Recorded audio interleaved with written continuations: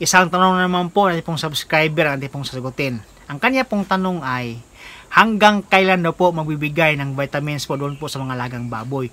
At ilang araw ang pagitan sa pagbigay ng vitamins doon po sa kanila?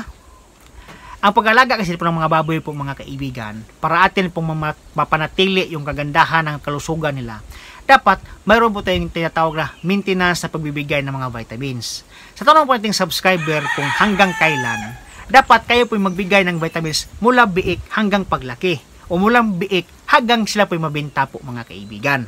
Kapag biik pa lang yung mga inahing baboy o bagong panganak pa lang, at day 3, dapat nagbigay na po kayo ng vitamins, vitamin B complex at saka vitamin EDA. Isama niyo po sa iron po mga kaibigan. Ang repeat po nito nga dose ay at day 14 at saka ang repeat dose naman po ay day 25 bago po natin sila iwalay. 1 ml na vitamin B complex at saka 1 ml po na vitamin ADE. Ngayon, kapag nawala na po yung mga biik po mga kaibigan, ang regular na po na pagbibigay natin mga vitamins ay every month na po yan o every change feeding or every pagkatapos pong magpurga. Kapag kayo po nagpurga every month, 2 to 3 days after that one, kayo po ay magturok ng vitamin B complex 2 to 3 ml at saka vitamin EDA po mga kaibigan 2 to 3 ml po hanggang sila po ay mabenta po mga kaibigan.